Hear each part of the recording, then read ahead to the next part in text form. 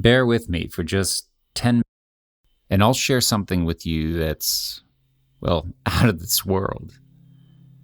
This is actually new for Rebel Nature. The calendar of stories that I plan to tell has been set for a very long time, but something happened in the last 2 weeks that made me change the schedule, something timely that I thought was important to talk about right now. It was Friday night in Montrose, California. My wife and I went to get an ice cream because it's California, so it's still 80 degrees in October. And during these walks, we often talk about each of our businesses, how we can help each other, our gratitudes for the day, and we catch each other up on what we have planned for the next week or so. During all of this idle conversation, I happened to look up, and the sun was setting, but not dark, and one bright light hung in the sky over the Verdugo Mountains, far brighter than any plane and not moving at all. We both wondered what it could be. You see, for the last 4 or 5 days, just after sunset, a visitor from 2 light years away has come to meet us. And I'm sharing this story today so that you know how incredibly special you are. For this week, the week of October 9th through the 16th, 2024, you are, or perhaps in the future were, one of the only human lifetimes chosen to witness this incredibly rare traveler put on a show.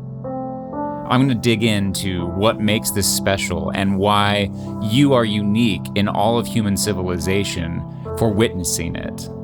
My name is Christopher Grant Ward, and this is Rebel Nature. I'm an artist and naturalist obsessed with the ways nature rewires our brains and changes our perceptions of everyday things. I'm so happy you're listening. You see, for the last 4 or 5 days, just after sunset, a visitor from 2 light years away has come to meet us. One that no modern human being has ever seen. You see, it turns out that every 80,000 years, a comet, which we've unceremoniously named Comet C -2023 A3 Tsuchinshan-ATLAS, permits us the most rare of privileges to grace its presence. Okay, so Comet C20... Can we just call this Atlas? Atlas is a comet that has been showing up every evening in the western skies just after.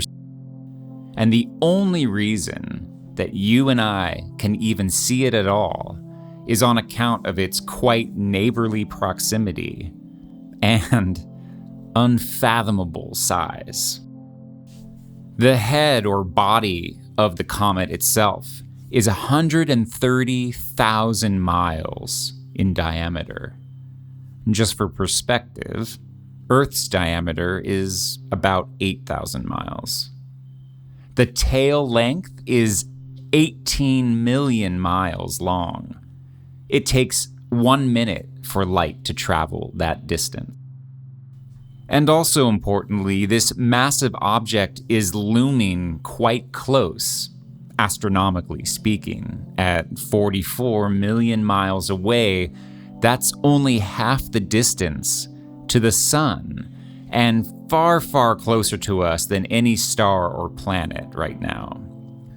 Mars and Venus do get closer at their perigee, but at the moment, this comet is the closest thing to us besides the moon. But it won't be close to us for now, because you see, Atlas hurtles through space at 150,000 miles per hour. And as fascinating and difficult for me to get my head around as the scale of those facts are, even more impressive is the timeline here. You see, Atlas is on an ancient journey. It just completed its loop between us and the Oort cloud of 4 light years, 24 trillion with a T miles. And it just did this last Friday.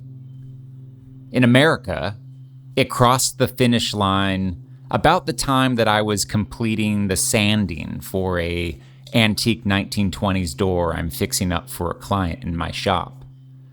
Perhaps you booked a restaurant on Melrose or Brooklyn, or you began your observance of Yom Kippur. Atlas shrugged while we sat embroiled in the most controversial American election ever seen, amidst several volatile global conflicts. While Rihanna and Eminem and Coldplay were on tour, and while a hurricane destroyed the livelihood of hundreds of thousands of American citizens, not to mention many lives. While all that was happening here on Earth, Atlas quietly finished this 80,000-year journey over. So just know that in an average human lifetime of 77.5 years, it's so mathematically rare that you are one of the lives who has the chance to see Atlas complete this trip. 4 in 3,000 human generations will get this chance. You were most certainly meant to see it. And even if you yourself haven't witnessed it, we are all sure to be affected by its mere existence, and thus to hear its silent message. You see, Atlas may not return at all. If its orbit were to become hyperbolic, it could easily be shook loose of the gravitational pull of our sun and be on its way to another world to someday visit its citizens and remind them too that we are all minute creatures with fleeting lives.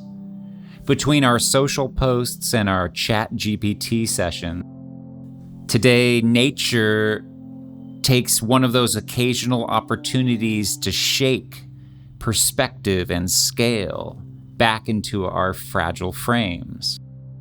While the troubles and the passions and the hopes that I have matter, it's really good to put them into some sort of scale and perspective. And I find nature is the best place to do that. The timelines of the lives of trees, of glaciers, of comets, of the entire universe, they're not there to help us understand how insignificant we are, but on the contrary, to understand how vital every moment of opportunity that we have in our lives is.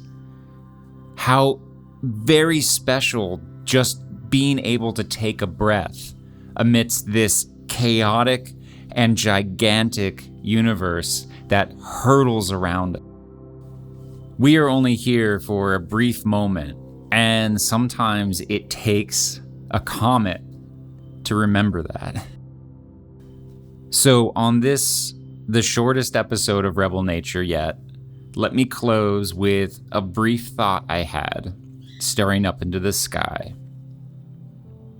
May I feel fortunate to have seen this in my lifetime, and through it be reminded to live this fleeting life with joy, selflessness, and the spirit of an artist, and the purest of love that I can give.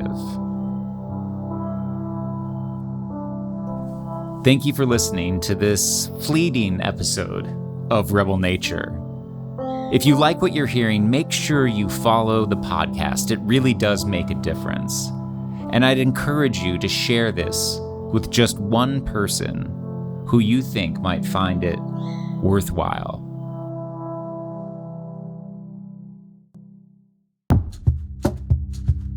Support for Rebel Nature comes from an affiliate partnership with Blick Art Supplies. Rebel Nature is managed and produced by Quail Run Studios. Original music written and recorded by me.